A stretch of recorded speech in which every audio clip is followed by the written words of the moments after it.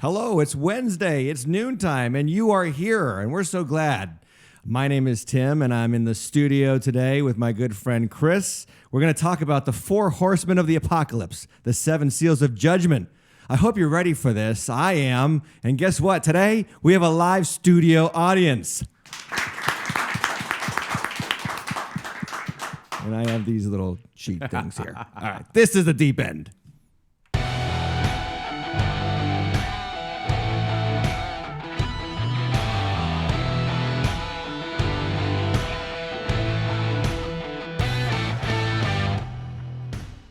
All right. This is something new at the deep end, live studio audience. And if you are interested in being in a live studio audience, then email us. Let us know. I don't even know if we have an email. Sure. We do. Ask at thedeepend.tv. Ask at thedeepend.tv. So let's get a good shot of the audience one more time, Michael, over there. Hello, wave everybody. You're on camera, live in front of the whole world, just like the Truman Show. Remember the Truman Show? I do. It was a great Jim movie. Carrey movie, great movie. Were you in Hollywood when that came out? Yes. Chris was in Hollywood, everybody. He knows the biz. So 8 whole years. It was funny. I was watching a TV show the other night. I told Michael this earlier and ran across a guy I graduated with. Really? Had a moment of jealousy and then I moved on. But yeah. On TV. On a show I was watching. So he made it and you're at Water Street. I made it. He's That's in right. Hollywood. Yes. Chris made it, yes. everybody. Come on. Give him a hand. Ooh. See, we have these little signs now for the audience, and this is how we're going to do this. I am an approval addict, so I need people to think that I'm saying something wise when I'm very smart. Mm-hmm. So we have these little... Ooh. Yeah, we have that. That's for... Can we get that on the camera? There we go. And then we have this one. Ah. Very good. And they are such an amenable audience over there. Thank you so much over there. Are you going to use these in church services, I'm wondering next? Well, 50% of those people are paid to be here. Okay. So that's how it goes around here. But this is the Deep End, everybody. Episode 12 of Season 2.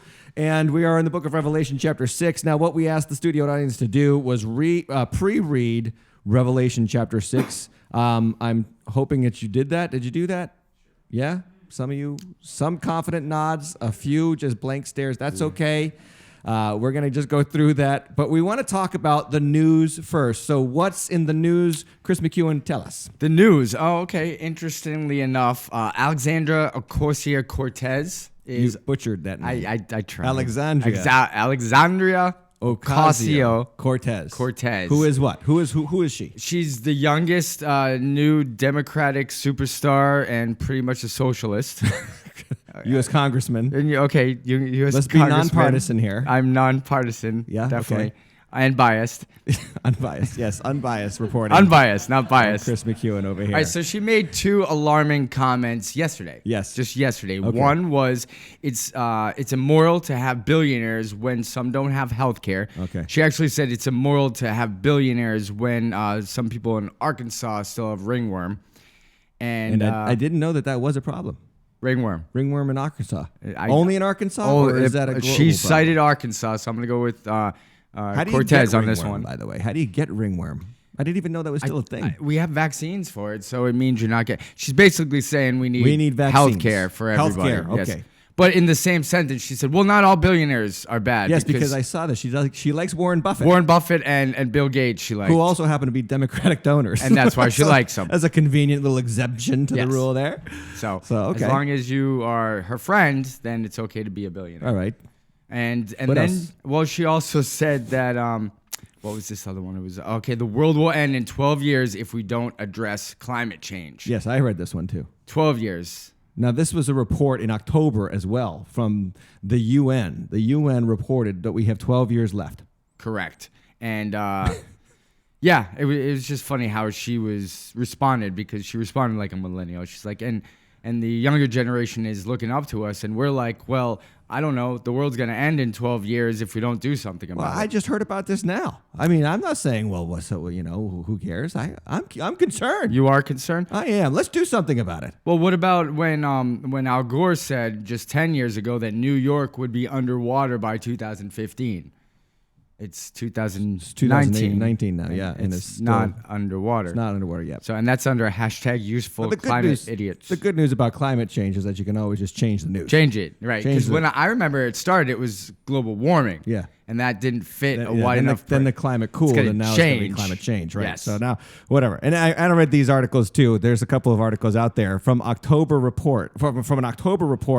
The UN said that if we do nothing, so obviously we have to change a lot of things and force a lot of people to do a lot of different things to make sure that we last longer than 12 years. No straws. Because I guess at the 12-year mark from now, we reach the point of no return. So this is a picture up on the screen from the New York Post article that I read. And I was just thinking, like, you know, if your kid is sitting there in that in that environment, I'm not sure I'm reaching for my phone at that moment. No, where's his ball? Poor kid. No What dog. parent brings their kid to that setting? I don't know. But anyway, I always love the global or the climate change alarmist articles photos. I think, wow, that looks photoshopped. And then this one is from Yemen. This is Yemen, where they are experiencing a tremendous drought. And this is from Vox.com, the very nonpartisan site, Vox.com. And Yemen is experiencing a very vicious drought this year.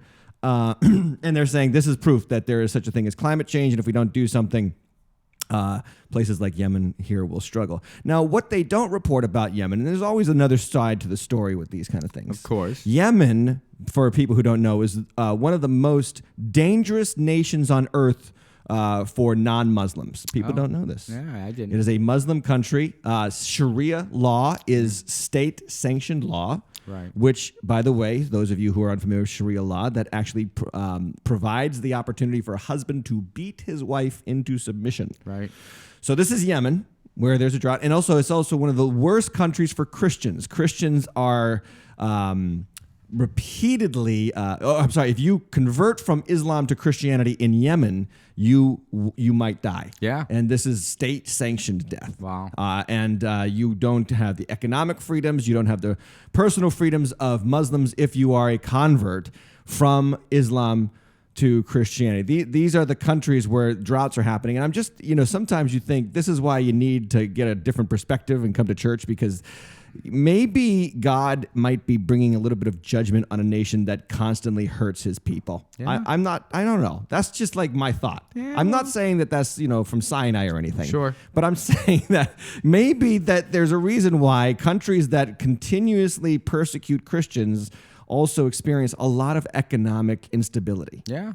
I don't know. We'll see about that. Well, as we get into the deep end, we'll see. Revelation today, we'll see about that. And then I have bad news too for climate alarmists. Climate alarmists who, and I'm talking about the people, and you know who these people are. The people who want to tell the rest of the people what to do. Yeah. No straws, no plastic bags. Yeah, I got bad news. Have you ever met people?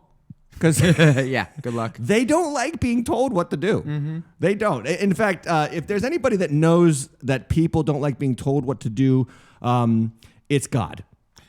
Yeah, he's been struggling with this since the Garden of Eden. I mean, he created a perfect situation, gave them free reign of the land, and had one tree, just one. There's like billions of trees. He's like, just one, please. Don't eat that one. What do they do?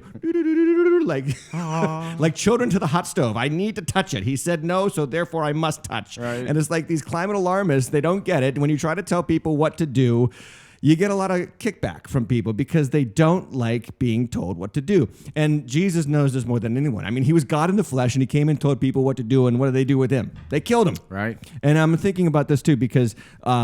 I'm only mentioning this because this is why we aren't partisan at Waters Church, although, Chris, I think you kind of shaded into partisanship today.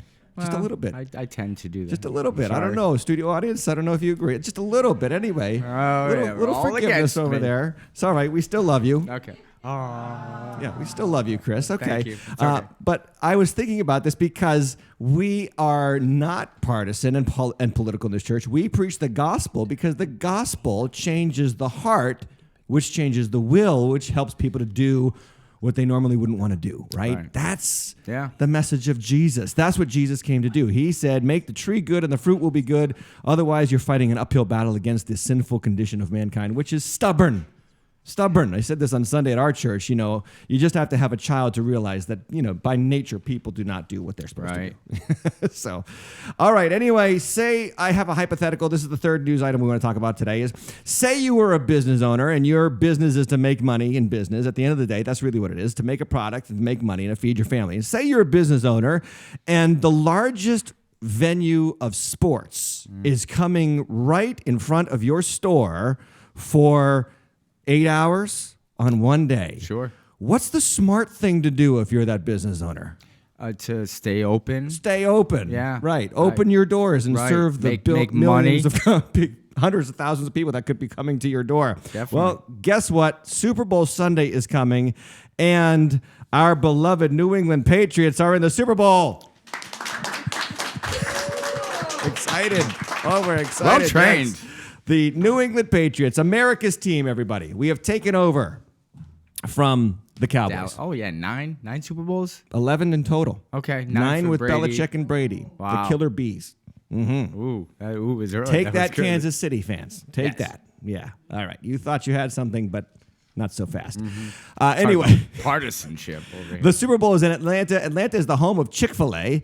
And in the stadium where the Super Bowl is going to be held is a Chick-fil-A restaurant. And they have decided they're closing their doors on Super Bowl Sunday. Yeah. A beautiful opportunity to make lots and lots of money. TMZ reports that the amount of income that they will lose by staying closed is $500,000. Wow. Probably more. Wow. And they're staying by that conviction Good for them. to say, we do not bow at the foot of the God of money, but Yeah. we bow before the God that we founded this country, this company on, the Christian principle of giving their employees a day of rest. Yeah. I just think that's an amazing testimony Yeah, right it there. You really want is. to talk about Christians being Christians, and I know non-Christians work for Chick-fil-A. They don't discriminate about that at all. But I'm just saying that what a beautiful picture for the world to see that no, money is not God. God is God. I thought that was pretty cool. That's wonderful. So why do we talk about that? Because we're going to the book of Revelation, and we're going to talk about money as we get into this chapter 6 segment of Revelation, and we're going to talk about the 4 horsemen of the apocalypse. Lots of confusion in the church world about this. Let's go, book of Revelation. The Book of Revelation. Okay, the 4 horsemen of the apocalypse. And Revelation chapter 6, if you aren't confused when you get to Revelation chapter 6, you're probably not mentally engaged, because this is where the rubber kind of hits the road with people. You know, we get the idea, the Revelation chapters 1, 2, and 3, the 7 churches, pretty easy to understand messages there. Revelation chapter 4, throne room of heaven. Revelation chapter 5, still throne room of heaven, worshiping Jesus. Everybody's worshiping, you know, Jesus is the lion, the lamb, and all that kind of thing that we were talking about last time. But when you get to chapter 6, now we get into the meat of the message of Revelation. And before we go in there, I just kind of want to do a little bit of a reminder, a little bit of a review. Now, one of our studio audience members, Chris, came in here with detailed notes from one of our previous episodes. John Buchanan in our audience there. Wow. John, just wave. John, he showed me. plus. I was trying to write this down on the whiteboard over here. The 4 views of Revelation, and he's like, "Hey, do you need help?" Okay. He showed me his notes, and they were all so detailed. I actually took them and He's a remembered writer what I for the said. deep end over there. So over here on the whiteboard, we have it listed.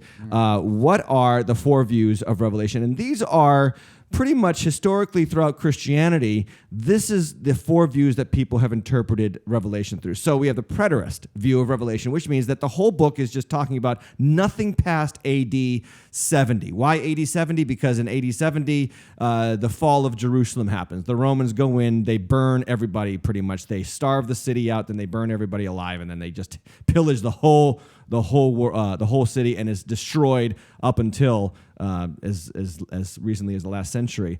And so that's the preterist view. The historicist view looks at Revelation as a picture of from AD 33, of course, that's about when Jesus rose from the grave and the gospel starts to get preached, until the end of time, and that's an open-ended time. So this is the historicist. The whole history of Christianity is being viewed in Revelation. Then there's the futurist view, which is The one that I grew up with, I don't know if you didn't grow up in the church. No. But I grew up with this, the Hal Lindsey. Anybody in the audience remember Hal Lindsey? You know, this is the idea that the book of Revelation is detailing nothing other than, well, after, of course, Revelation chapter 5, nothing but the last 7 years of history. We call this period the tribulation. Some even go so far as to divide it into the tribulation, the first 3.5 years of that 7 years, and then the great tribulation, the last 3.5 years of that 7 years. And so the futurist, and then the spiritual view or the idealist view, which I have over there on the whiteboard, which is the idea that Revelation is presenting the gospel narrative in symbols. So, interesting? I don't know. Yeah, That's interesting, no. but that's interesting to me because a lot of people only think that there's one view of Revelation, and that's just not true. There's many views. There's at least 4. And so what do you know, the first thought that comes to mind is, what is my view? I think you'll pick that up as we get through Revelation. But I will say that I was born and raised a futurist, and I'm not a futurist anymore. So that might sound a little bit crazy for some futurist friends out there. And I'm not saying that you're wrong. I'm not saying that that's necessarily bad. But I am saying that I think it's a very limited view of Revelation. Because think about this. If the book of Revelation is only about the last 7 years of human history, then it really has nothing to say for 2,000 years of not being the last 7 years of human history. And so what do those people do? They just say, oh, don't worry about that. That's for, the last 7 years. Don't worry about that. We're not there yet. And then, of course, it could also be not applicable to us today because we might not be in the last 7 years of human history. Of course, according to the UN, we're in the last 12 years. 12 so years we're getting left. there. We're getting close. But nonetheless, what you need to do, and I think this is a great question to ask yourself when you go to the book of Revelation, if you were to read the book of Revelation without hearing how you should read the book of Revelation before you read the book of Revelation, what would you see? Does that make sense? Because, you know what I'm saying? In other words, if somebody doesn't first tell you, oh, Revelation is about this last 7 years, and you went to the book without knowing that, I think you might not leave the book by saying, oh, it's definitely about the last 7 years of human history. Right. Likewise, if somebody said, well, no, this is actually only about the first 35 years of Christian history, the preterist view. If nobody ever tells you that, then you might walk away from the book saying, no, I don't think it's actually about the second 35 years of the AD time frame. So you've got to approach Revelation with an open mind. That's what this podcast is about. That's what this teaching is about. And so a couple things to review. What is Revelation? Remember, the very first page tells us what it is. It's right there in verse 1, chapter 1, the revelation of what? Of Jesus Christ. Jesus Christ. And so it's not the roadmap to the end times. It's not the personal decoder ring, secret decoder ring for who's the Antichrist. And we talked about this in week 1. And so it's really, if you don't walk away from Revelation saying, I know Jesus better, then you might not have read it right. That's good, yeah. Because right there on the very first page is saying, no, I'm here to tell you about Jesus. And so it says also this, which God gave him to show his servants. God gave to who? To Jesus to show his servants the things that soon must take place. And then it says this, he made it known by sending his angel to his servant John. And so lots of words here. The revelation of Jesus Christ, and I have my little magic pen here. Thanks be to Apple right here. Let's see if we can get this done. Right there. The revelation of Jesus Christ, which God gave, so it's God-given. And this word right here, these 3 words in English are actually one word in Greek. And the word is a word that refers to signs or symbols. All right, so I'm multitasking over here on the desk. All right, and so what you have to understand is on the very first phrase, the very first statement made by the book of Revelation is, this is a book of signs. This is a book of symbols. This is not a book of literal descriptions of things. Dragons coming out of the ocean. Exactly, because we got a dragon waiting to eat a mother's baby. Godzilla. Okay, I don't see that all the time. I don't know if anybody else does, except for Disney movies. But I don't see that usually. And I was just going to make this clear because we have to realize that the Bible is filled with symbols. The Bible's filled with symbols. For instance, who wrote the book of Revelation? Studio audience, who wrote it? Always John, right? Well, John wrote another book. Does anybody know what that book is called? John. John. Okay, and in the book of John, there's symbols. And people don't even think about it because we're so baptized into the Christian mindset. It's like, of course we know what that means. But stand outside of the Christian mindset and read some of the things that John says. For instance, John says this in John 10:7. Jesus said again to them, "Truly, truly, I say to you, I am the door." Yeah. Okay, he's not saying I'm a literal door. This is a symbol. Yeah. This is a symbol for Jesus saying, I am the one who is the way into the house. What house? God's house. So these things, these symbols, even Jesus used symbols, and John used and recorded Jesus' symbols to refer to himself. They help us see something that is behind a thing. In John chapter 6, verse 51, Jesus says, I am the living bread. Now, bread is not typically alive. It has been cut down and meshed together with flour and water and put into an oven and cooked to death and then served on a platter. It is not alive, okay? It is very much dead. But Jesus says, I am the living bread that came down from heaven. And then he says this crazy line, right? Take yourself out of the Christian mindset and what you've been taught because you've been a Christian for so long for a second and just think about these words. If anyone eats this bread, he will live forever. And the bread that I give for the life of the world is my flesh.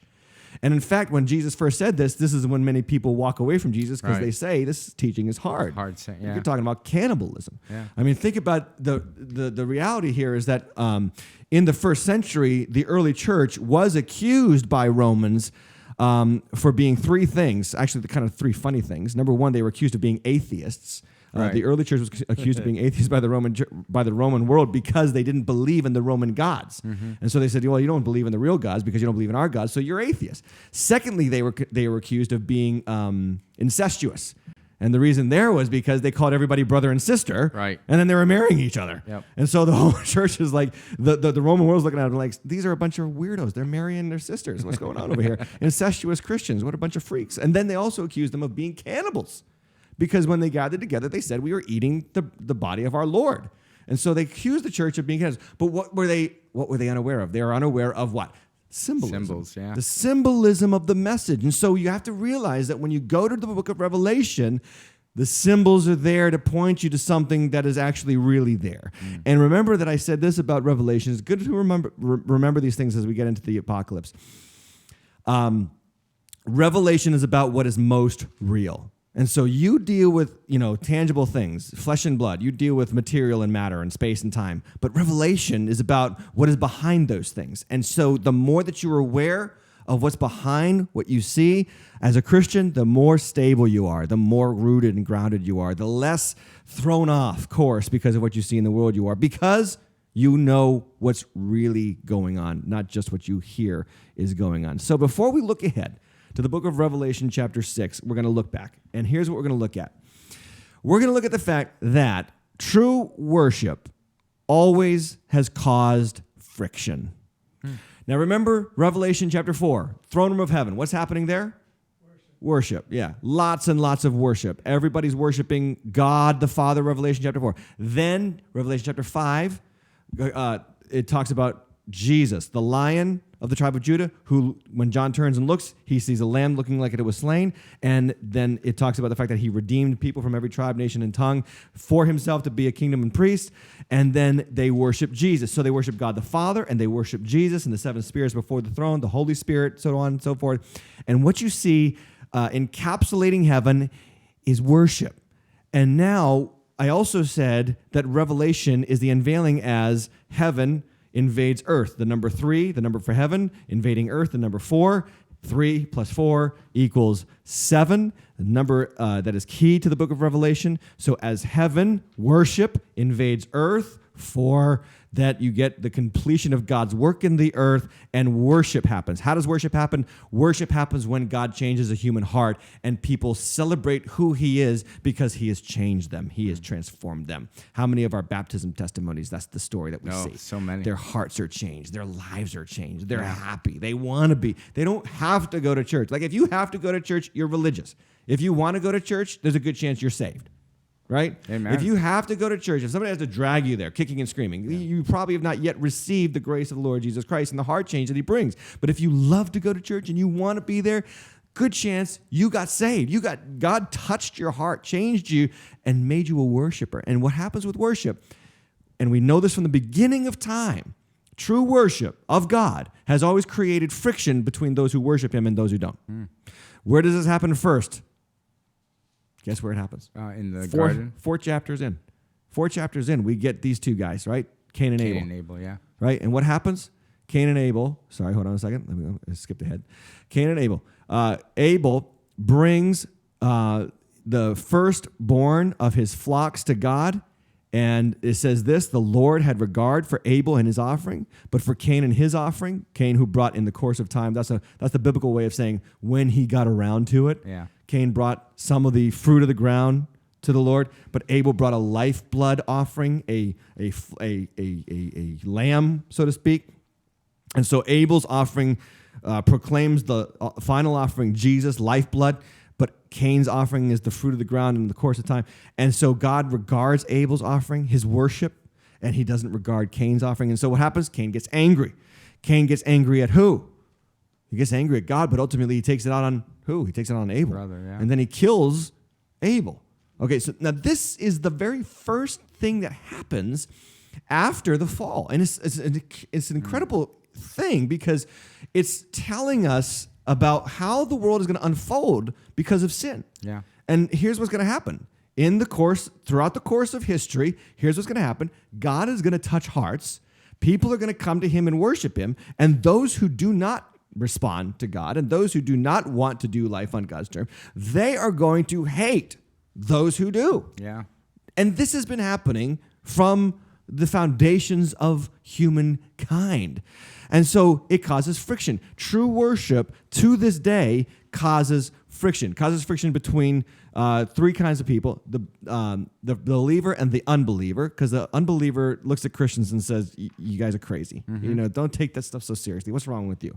Like, seriously, go to church all the time? No. You do the little thing, you take your little first communion, then you move on with your life. Right. But the idea that you should just be like in church and you should, really love this, or the idea of giving 10% of your money to the church. Are you crazy? What's wrong with you? That's not even right. That's not even moral. Like, I've heard non-believers say things that. That's not moral. One time I had a conversation with a non-believer, and I remember I was talking to him, and he said, in our house, and his wife was a believer, he wasn't a believer, and he said, look, in our house, it's the kids first. And I said, well, honestly, it should be God first. And when I said that, it was almost like I was speaking a foreign language.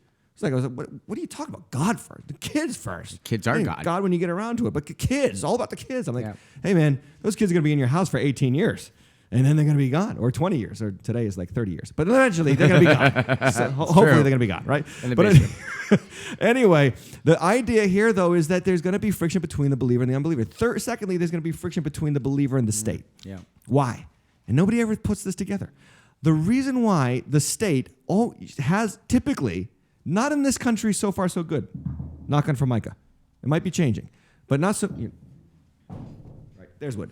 But it's not so much in this country, but in almost every other country, there's friction between true Christian faith and the state. And the reason why is because Christianity demands allegiance to something higher than the state. Right. And so the state automatically sees Christianity as a threat. A threat to what? Its power, its control, its sovereignty, its taxes, so on and so forth. Right? And so there's friction between the believer and the state. And then thirdly, there's friction between the Christian and the important people, quote unquote, of the age. This has always been the case. Always been the case. The kings and the rulers of the earth have had a problem with God-fearing people since Egypt. Actually, even before Egypt. They've always had a problem with them because they represent a belief system that actually counters their idea that they are the most important thing in people's lives. Yeah. So this is why Pharaoh, the first thing that he says to Pharaoh, the first thing that Pharaoh says to Moses is what? Who is the Lord? Like, the question is like, who is the Lord? Because according to the religious principles of Egypt, he was the Lord. Right. Like, Yeah. What are you talking about? Who's the Lord? I'm the Lord. I'm the one who's the God of these people. And that's what they believed in Egypt. And some of the Israelites believed that too. So true worship always causes friction between you, Christian, and the unbeliever, the state, and the important people. And there's really very little that you can do to undo that friction. There's really very little because they're always going to have a little latent hostility because they know that worship of yours represents a truth that they don't want to face, and that is that they are accountable to a holy and righteous God. Yeah. So, Would that be like the celebrities these days, I wonder? some, but I don't want to lump everybody into one More thing. the But kings. there's some celebrities that are like that. There's a lot of good Christian celebrities as well. Like Chris Pratt. I think is really cool. Loved his what? I mean, seems like a pretty cool guy. I don't know him personally, but His speech that he gave a couple months ago was great. the speech at the VMAs. 10 rules of Yeah. Chris Pratt or whatever. Yeah. What was one of them? Oh, You don't remember. my goodness. But no. anyway. He threw Jesus in there a bunch, but He did. He threw Jesus And then he in talked there. about poop, so it was Poop, He yes. was all over the place. Okay. I can say that, can't I? This conversation is derailed. And please move on. Let's get back to Revelation. Yes. So My last week here, thank you. we say all that as a preface to what we're going into with Revelation chapter 6, because as we look at these apocalyptic events, we're going to see that friction starts to heat up. Okay, let's look at it. First, white horse. Can we get the shot over here on the other whiteboard? Yes, we've got the horses over there. Those are all some nice good-looking and horses, by the way. colored up for us. Yes, the white horse in Revelation chapter 6, verse 1 says, "Now I watched when the Lamb opened one of the 7 seals, and I heard one of the 4 living creatures say with a voice like thunder, 'Come!'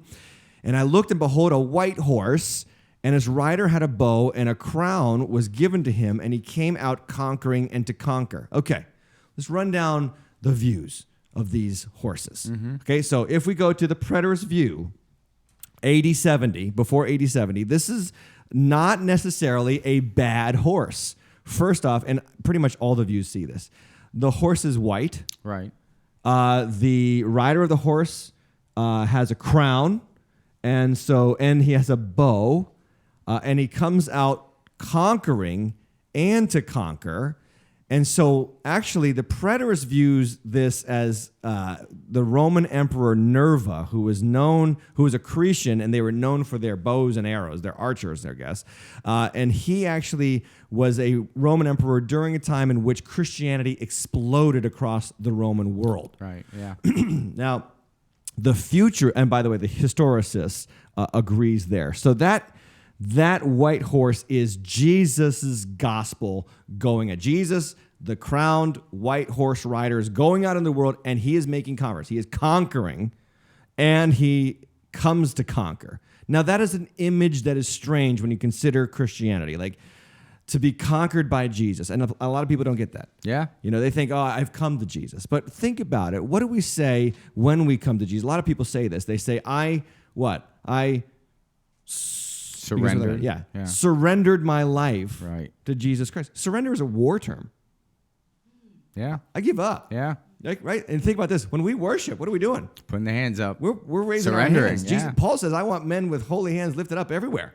In other words, I want men everywhere to surrender to Jesus. And what we don't think about when it comes to Jesus is that's exactly what he does. He conquers your heart. Right. He conquers the fact that you are at odds with God. Yeah. And he takes over. That's the other thing. He takes over your life. And so you surrender. So this is the preterist historicist view. The futurist sees it still, the rider is Christ. Again, last 7 years of human history, the tribulation. But here he's not conquering in a good sense. Here, the futurist says Coming he's just back. Yeah, he's opening a can. Okay. He's opening a can on humans, and he's just going all over the world. So that's the futurist view, and then the spiritual view, the spiritualist or idealist view, is that he is conquering again the gospel throughout human history. Think about it like just an overarching principle is this: Jesus is going to conquer men's hearts. Jesus is coming out conquering. He comes out of the grave conquering.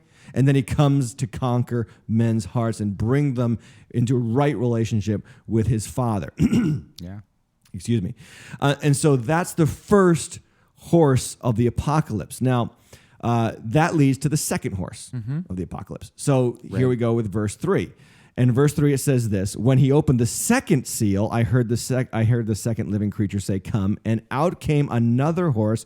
This one is bright red. Its rider was permitted to take peace from the earth so that people should slay one another. And he was given a great sword." Not just a sword, but a great sword. That word, great sword, I'm underlining it here or circling it here because it's an important word. Here, let me just do that better. It's an important word here in this text. Okay, so the historicists, let's start with the historicists. They view this guy as Commodus, the Roman emperor, all the way up to Diocletian. And these guys, these emperors from Commodus to Diocletian, from a period of about 180 AD to about 284 AD, this was a tremendous period of civil war within the Roman Empire. In fact, at one point, the Roman Empire was divided into 4 parts during that span of history. And so it's great civil war. And notice what it says. He comes, he takes peace from the earth, and the wording is intentional there, so that people should slay one another. It almost infers civil war. Right. Like, this is not one Right. nation conquering another nation. This is a nation within itself, just at odds. And so that's the historicist view. The preterist view believes that, again, before AD 70, the preterist view believes that this is Rome coming into Jerusalem, sieging the city, and it is God's judgment for the Jews' rejection of Jesus. And so the Jews lose their city, they lose their autonomy, they lose their nation, they lose their temple. Why? Because they rejected Jesus, and the Romans eventually just come in. And by the way, there's a a Jewish historian named Josephus, who writes about the siege in Jerusalem, and it is brutal. Yeah. He talks about it's one of the worst descriptions of human experience you have ever read in your life. But Jesus talks about this in Luke chapter 19. He says, the days will come upon you, in verse 43, when your enemies will set up a barricade around you and surround you and hem you in on every side and tear you down to the ground, you and your children within you, and they will not leave one stone upon another in you, because you did not know the time of your visitation. So the preterist says that's just Jesus' words from Luke coming to pass, because the very people to whom Jesus said that to would have experienced that judgment because they rejected him as the living word of life. Sure. The futurist, of course, would take that to be wars, the wars and rumors of wars that Jesus talks about in Matthew chapter 23. War during the tribulation, the tensions of our current time kind of testify to this. If you think about the 20th century, historians to this day call the 20th century the century of blood. Yeah. You think about 2 world wars and how many other genocides. The Soviet Union, which slaughtered, I think, 60 million people. Mao's China, which slaughtered 20 million people of their own people. Yeah. Stalin, Mao, Pol Pot, Cambodia, the Khmer Rouge, all these things in one century, the century of blood. A lot of, again, back when Hal Lindsey was big in the church world, everybody was like, yeah, that's definitely the red horse right there. Sure. He's just coming out to kill a lot of people, and there's blood flowing everywhere. In fact, Hal Lindsey called the red horse Russia, attacking Israel with Arab allies. And then the large sword or great sword that is referenced here is actually, he thought that was the nuclear bomb. Oh, wow. Which was an interesting Sure. view. Again, a lot of the events of the 20th century opened the door for the futurist view, because it was a very violent century. People don't think that, but it was. And it was, by the way, on the heels of the Enlightenment and on the heels of the great scientific advancements and on the heels of Darwin evolution theory, and then you get the bloodiest century of human history. That is not a coincidence. Right. That is not a coincidence. So the futurist sees it that way. The spiritual view of the red horse here is that this this is what Jesus said in Matthew chapter 10, verse 34. Now think about it. If the red horse symbolizes civil division or civil war, think about what Jesus says in Matthew 10:34. He says, do not think that I have come to bring peace to the earth. I have not come to bring peace, but a sword. Guess what?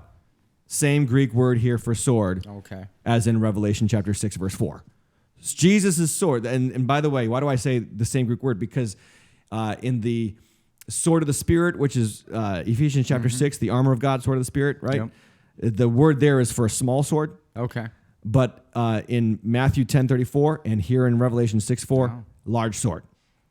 And Jesus is saying, my message is going to divide some people. By the way, he goes on in Matthew 10, chapter 10, and he says, I'm going to set a mother against her children, a father against his sons. A man's enemies will be the members of his own family, right? 2, 4, 3 against. Yeah, and that's when he says, if you love your life, you're going to lose it. But if you lose your life for my sake, you'll find it. Yeah. Jesus divides. Yeah. People don't think that, but he does. Like this mantra of Jesus makes everybody love each other all the time. All about love. That's the worldly mentality. That's Lady Gaga just did that a couple of days ago. I don't know. She criticized Mike Pence because he said something that she didn't like. I think it was obviously about homosexuality or something like that. Anyway, but she calls herself a Christian, and she said, no, the Christianity that I know, everybody's welcome all the time. Yay, yah, rah, siskumba, you know. The God that I know. Okay, does that mean that, the Muslims who permit their wives be beaten by their husbands, are they welcome into your Christianity? With love. You can't make the argument that Christianity brings total peace to the earth. It doesn't. It brings peace between men and God. Yeah. And peace between people of different cultures who also have been conquered by the love of Jesus, right? And so the ultimate reality that Revelation is teaching us here is that as Jesus, now think about this, white horse, Jesus comes and conquers. Red horse, Jesus, as he conquers some men's hearts, inevitably creates division between men and men, family members, and so on and so forth. So then we come to the third horse, the third seal and the black horse of the apocalypse. Revelation chapter 6, verse 5 says this: when he opened the third seal, I heard the third living creature say, come, and I looked, and behold, a black horse, and its rider had a pair of scales in his hand, and I heard what seemed to be a voice in the midst of the four living creatures saying, a quart of wheat for a denarius, and 3 quarts of barley for a denarius, and do not harm the oil and the wine. Okay. We can do this real fast. All 4 views of Revelation see the black horse as exactly what it is: famine. The black horse is famine, and some say massive food shortages. Now, the historicist has an argument here for his view because under the reign of Emperor, and I'm going to try to say this right, Emperor Caracalla, he viciously taxed the citizens. Like he enormously taxed the citizens. Alexandria Ocasio-Cortez would be totally cool with this guy because he crushed the empire. No billionaires. Yeah, crushed the empire with taxes. His overtaxation led to landowners deliberately reducing their grain production so that they would avoid the high taxation. This brought famine to the empire. People said, I'm not going to produce a lot of food because I'm going to get severely taxed. They found a loophole, just like they do these days. Yeah. Right? Well, they couldn't back then because there were swords. But anyway, this is the idea, though, that God still used that to bring judgment upon the earth. That's what the historicist says. The preterist, of course, the preterist is going to say this is the famine that came into the city of Jerusalem because of the siege of the Romans around the city. And Jesus definitely describes that in Matthew chapter 23. Again, remember I said Josephus writes about the siege of Jerusalem, and this is in AD 70. Josephus reports, mothers ate their babies. Yeah, they were so hungry in the days of the Jerusalem siege. And then the futurists, of course, they see this as just famine. The worldwide wars are breaking out, and so famine comes upon the earth, and that just makes way. Of course, the futurists would say, whenever you have a severe famine, it gives an opportunity for a world leader to come to the fore and provide the solution.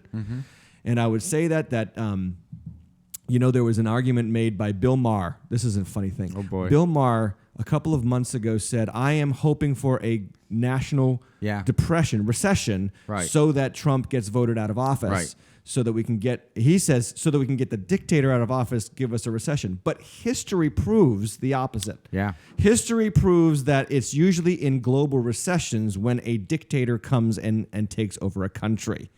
And we don't have to look very far. We can look at Venezuela. As little as a couple of years ago, 10 years ago, that fell into that mindset. We need somebody to save us from this hideous economic, impoverishment, and it just makes a way for people to just say yes to anybody, and they get the devil. They get somebody who's going to completely rob them of their freedoms. But anyway, that's what the future says. The future says this global famine is going to make way for the dictator, the Antichrist world leader, to come to the fore and take authority over the kings of the earth. The Spiritists, let's talk about what the Spiritist says.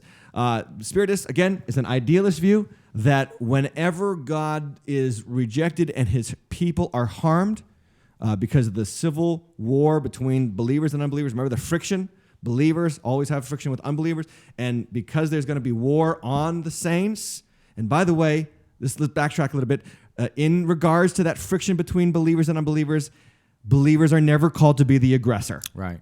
Okay. Peacemakers. So and history should prove us correct here. Although I know there have been some small instances where Christians have been the aggressors, and that is unbiblical.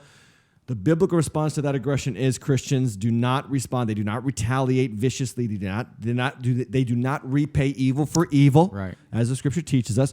And so as that happens under Horse 2, as the Civil War comes out and people attack God's people, God judges those people. And what does he do? He judges them with famine. Mm-hmm. He judges them with hardship. And that goes back to Yemen, which we were talking about earlier in the podcast. Like right. Yemen is one of the most religiously intolerant Muslim countries in the world, and its people are impoverished and they are experiencing a national drought, a national problem. And so on and on and on it goes throughout human history, that as God's people are persecuted, that God will bring judgment upon that nation. Mm-hmm. And I think that if you look throughout history, where you see God's people free to worship Christ, you see a prosperous economy and a happier people. Yeah.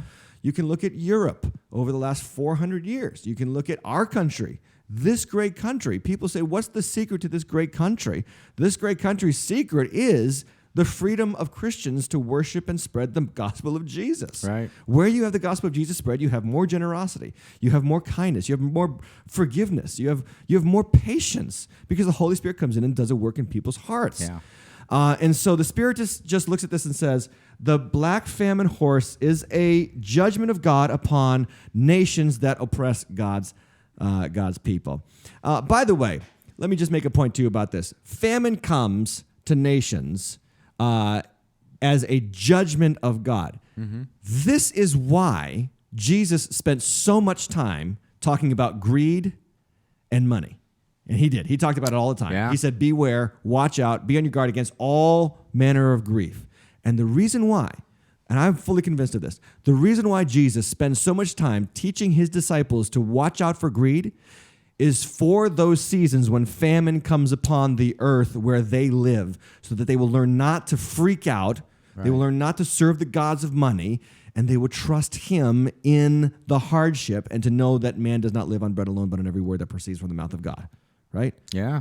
That's just, to me, that's why he teaches us so much about money. Don't trust in money. Tomorrow could be another 2008. Yeah. Stock market can drop, and then what? We don't know. Yeah. No promises, no guarantees. Put your trust and your hope in him, and he will provide. He will care for his chosen ones. Seal number 4. Let's go there. Pale horse. Here's what it says, verse 7. When he opened the 4th seal, I heard the voice of the living creature say, come, and behold, a pale horse, and his rider's name was Death and Hades, which followed him, and they were given authority over 1/4 of the earth to kill with the sword, famine, and pestilence by wild beasts of the earth. Okay, let's go over these real quick. The historicist sees this as the barbarian invasion of Rome. During the barbarian invasion of Rome, which happens around the mid-3rd century, estimates are 5,000 people a day were being put to death by the barbarians in Rome. Per day. Wow. How long did that go on for? Several years. I'm not sure if it was over a decade. But their estimates are it's entirely possible that not just 1/4, but almost 1/2 of the world's population was put to death during this time. Wow. So Scripture comes true. John is writing this well before the 3rd century, and it's coming true. So that's the historicist view. The preterist, which again believes before AD 70, again, what are they going to call this? The Roman siege of Jerusalem. Right. Everything goes back to the Romans. When the Romans come in and attack Jerusalem and they put to death all the people who rejected Jesus, that's what this is. That's what verse 7 and 8 are. Yeah. The futurist says, basically, again, I was raised with this view, death and hell is just unleashed on the world during the Great Tribulation. Some people put this in the second half of the tribulation, although there's some dispute about that with the futurists. 1/4 of the earth would be a number larger than Noah's day, so consider that Noah's day, the whole earth is wiped out except for 8 people, but in this moment of cataclysmic judgment, a fourth of the earth is larger than that number. Jesus' words would be coming true. Matthew 24:21, for then there will be great tribulation, such as not been from the beginning of the world until now, no, and never will be. Yeah. So that's the futurist view of Revelation 7 and 8. And then the spiritual view, the last one, Pale Horse, summarizes the four horsemen's inevitable reality. After you have Jesus winning souls and causing civil unrest because people will reject that and hate his people, and then God will bring judgment and famine upon the world as a response to the mistreatment of his people. Death and hell come to those who mistreat God's people inevitably, because God will vindicate his chosen ones. And so these four horsemen, the spiritualist actually says these four horsemen combine to destroy the Roman Empire as we know it. Which brings me to verse 9. So let's look at verse 9, because this is really cool. When he opened the fifth seal, I saw under the altar the souls of those who had been slain for the word of God and for the witness they had borne. Okay, so the horses are done. Now we're just into the seals. Fifth seal says, they cried out with a loud voice. Who cried out? The souls of those who were slain for the word of God. O sovereign Lord, holy and true, how long before you will judge and avenge our blood on those who dwell on the earth? Then they were given each a white robe and told to rest a little longer until the number of their fellow servants and their brothers should be complete, who were to be killed as they themselves had been. Okay, so the historicist says this is Diocletian. Diocletian enacted the 10th and final, this is shortly after Diocletian, the 10th and final persecution of Rome upon Christians. This is when they were feeding them to lions. This is when they were stringing them up onto stakes and burning them at the stake.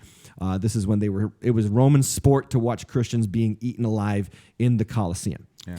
Amazingly, now today, if you go to the Roman Colosseum, you will see right where the emperor sat as those Christians were eaten alive by lions. You know what sits right in the place where the emperor actually sat? A cross. I was going to say a cross, yeah. A cross sits right where the emperor would sit and watch Christians be eaten. Cool. At the sport of Rome. Today, Jesus conquered. But anyway, they see that this is the saints who died during that persecution, crying out for vindication. It was a hideous time for Christians in the empire, although not to be overstated, because estimates are a very small percentage of the Christian population actually did die for their faith.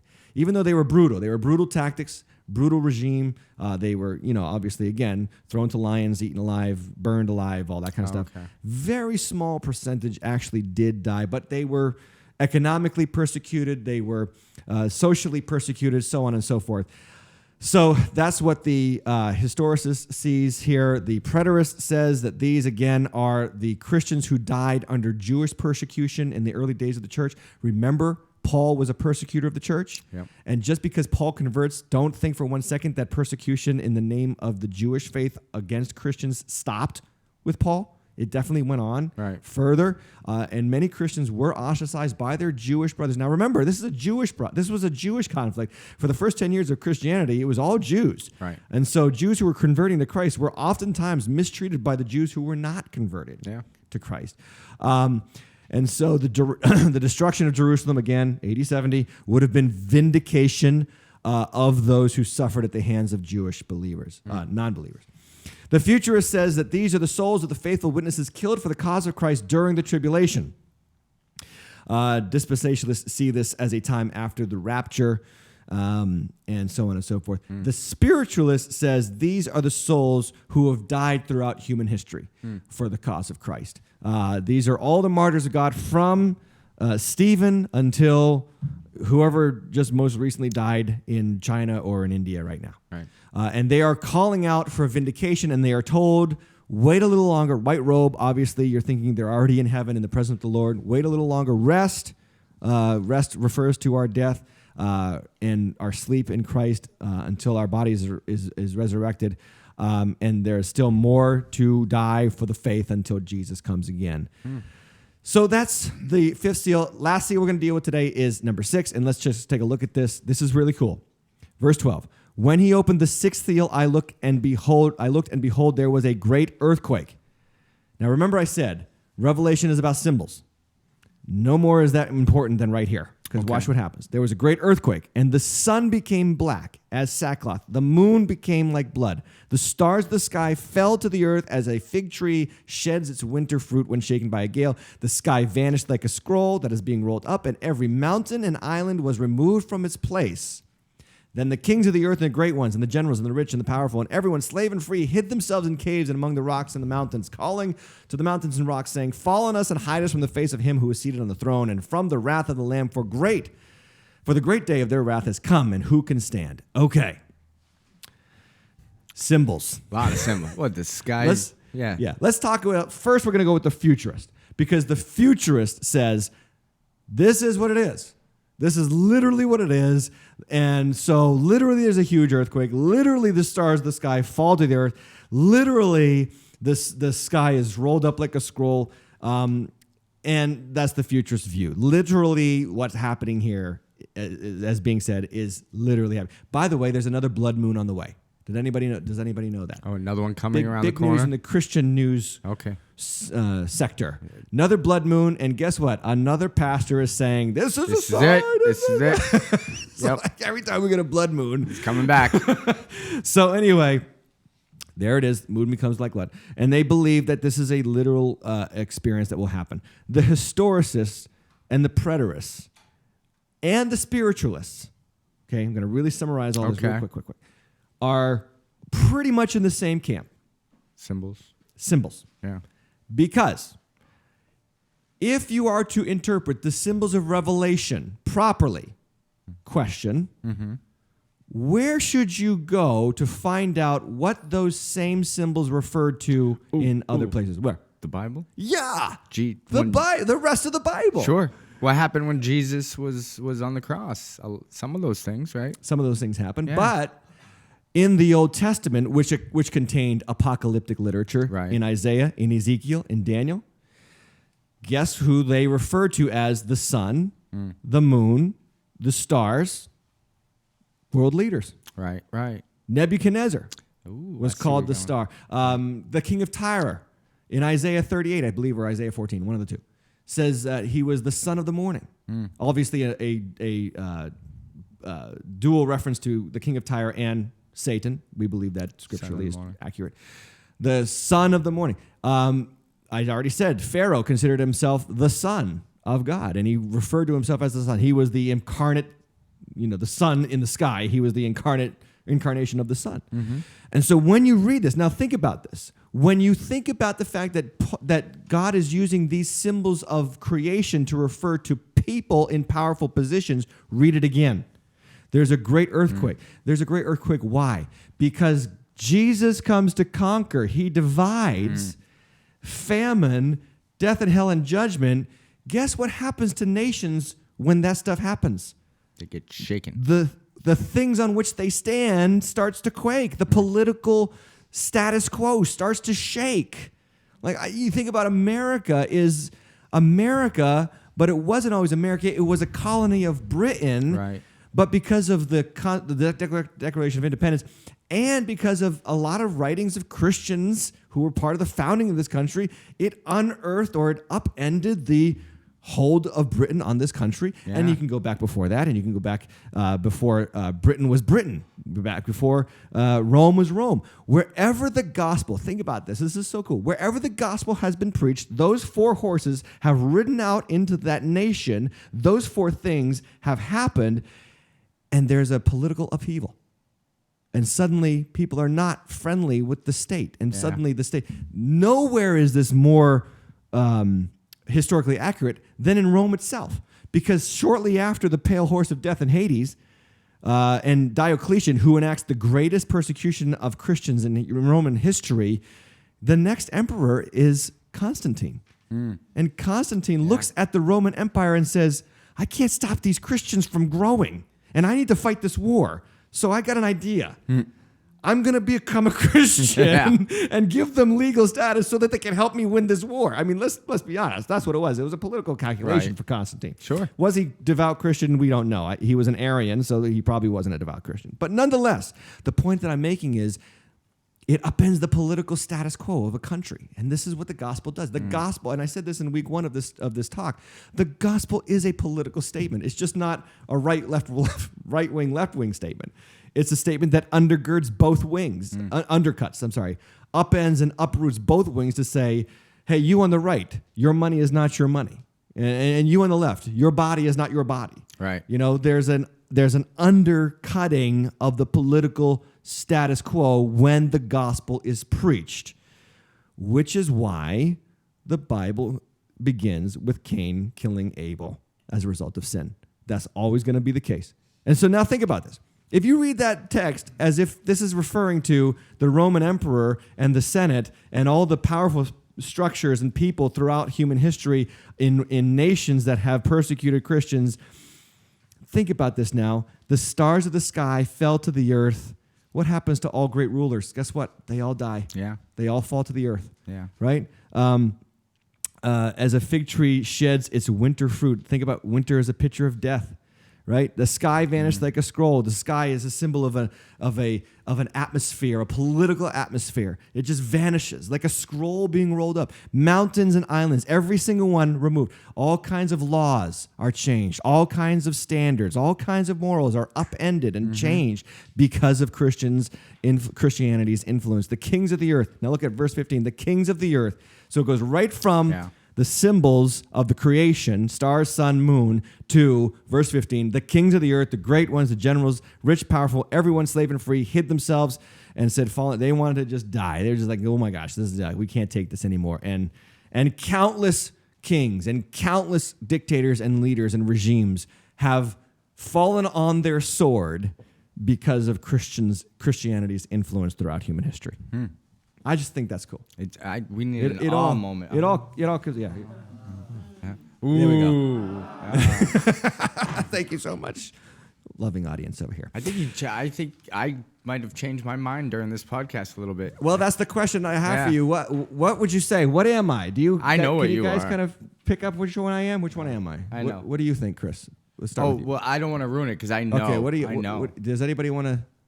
Guess Anybody have a guess? Yeah, Peggy over here. Do we have the microphone? I think you're a spiritualist. Spiritualist? Anybody else? Anybody else have Any an other idea? opinions? We all think he's a spiritualist? John? John? I'm a spiritualist. Well, okay. You're a spiritualist? What do you think Pastor Tim is? I think he's somewhere between the two. Which two? What two? A semi-spiritualist. Semi-spiritualist and semi-what? What's the other half of me? Does anybody think Pastor you're Tim's onto anything but a You're onto it, spiritualist? John. But I'm curious. You're a spiritualist? How about who here is what? Do you guys want to share? Who wants to share? No judgment. I'm a spiritualist, You're a but I spiritualist? used to be a futurist. Yeah. Anybody else? Welcome Jacob. home. Probably more along the mix of the last three: historist, futurist, spiritualist. I mean, there's elements of all of them. Yeah? Yeah. Would you say that's like a 33% across the board, or is there like a? Yeah, it's probably something Equal. similar. Yeah. Yeah. Anybody else want to venture into this? I like this. Like Yeah. the feedback. This has been a long podcast already, but we'll get to the end here. Full disclosure, I am John. You were like right on. I thought you were going to nail it. I'm 50% historist and 50% spiritualist. That's my view of the Okay. Book of Revelation. So You sold me with the spirits today. I always thought I was more of a historist. Am I saying that right? historist, Thank you. historicist. That one. Yeah. But today, everything you were saying to me leaned more towards the spiritualist, and I see all the spiritual symbolic symbols throughout it that make just perfect sense. Now, my grandfather, who was a pastor for 30 years, last century, would be rolling in his grave if he heard me say this. Well, he's up in heaven. So, yeah, he was a hardcore futurist, like the Hal Lindsey generation, much of the Hal Lindsey generation was. A lot of that has to do with, and some of the audience, I can see you guys nodding, what it has everything to do with 1948, the establishment of Israel as a nation state again. In one day. Yeah. And 70 years. It's been 70 years now. Right. And so they're like really amped up because Jesus says that the generation that sees these things come to pass will not pass away before Generation the end is of the almost time. over. Yeah. Yeah. So that generation is 70 years old now. Wow. And so that's what they believe about the state of things with the Book of Revelation. I'm just not there anymore. I was I was there, but then I read the book of Revelation. Like again, if you read it and you say, let me read it without being told how to read it, some things start to open up for you, which becomes pretty cool. Now, by the way, the spiritualist is totally cool with the futurist view because it could just happen again. Yeah. There's cycles in redemption history, right? There's cycles of you have Noah, then you have Abraham, then you have David, then you have Mary and Joseph. Family used to save humanity from death and hell, right? Sure. It repeats. The cycle repeats. The cycle of salvation. Even Egypt becomes the symbol. Abraham goes to Egypt, comes back. Joseph comes down to Egypt, comes back. Solomon goes down to Egypt, gets horses, comes back. So that cycle repeats throughout the biblical history. There's repetitive cycles, and I am totally cool with, I've just shared the 4 horsemen, could be one final 7-year cycle of it again to Right. wipe out the rest of the earth and bring about a cataclysmic judgment. So, Jacob, you're right on there with being, right down with all 3 of those views. I definitely think that the weakest might be the preterist view, in my opinion. But It's limited. if you were living in 80-70, Sure. you'd be like, no, there's no other view. That's it. All right, so that's my thoughts. Revelation is the worship of God over creation, worship of God's creation, worship of God's redemption in Revelation 5. And then Revelation 6 is this, the response of a world hostile to God and heaven as he invades earth and hearts are turned to worship him. So the response of a world hostile to God and heaven, I'm sorry, this is a badly worded. I'm sorry, I should have worded this better. The response of a world hostile to God as heaven invades earth and hearts are turned to worship him. So that should say as. Okay, just change it. I do have one quick question, if you have time. Yes. It says this is called the 7 seals, but only 6 were open. Yeah, we got one more. Okay. We got one more. That's next week. Come back next week on the what deep happens? Yeah, actually, next week we're talking about what happens to God's people as this stuff unfolds, because that is the 7th seal and the 144,000. Who are they? We'll talk about that next week on the deep end. Let me just finish this up. Again, remember Jesus said, I did not come to bring peace, but a sword. The gospel brings division as Christ conquers men's hearts. Division will upend families, nations, and kingdoms. Economies will be radically affected, and ultimately those who trust in Christ will be vindicated. And we'll find out about that next week here on the deep end. Hey, if you have a question, you can submit it through text. We will someday get to these questions. 508-316-9333. Every week you can join us. Make sure you log on Facebook.com/TheDeepEndTV. Click to like us so that you're always notified as when we're live. YouTube.com/WatersChurch. Search the Deep End channel, or just go to thedeepend.tv on your web browser, and you can find out how to subscribe, how to follow us. We're so glad that you were here. Studio audience, give yourselves a hand. Thank you so much. Excellent Thank you for job. being here. Thank you for joining us. See you next week on The Deep End.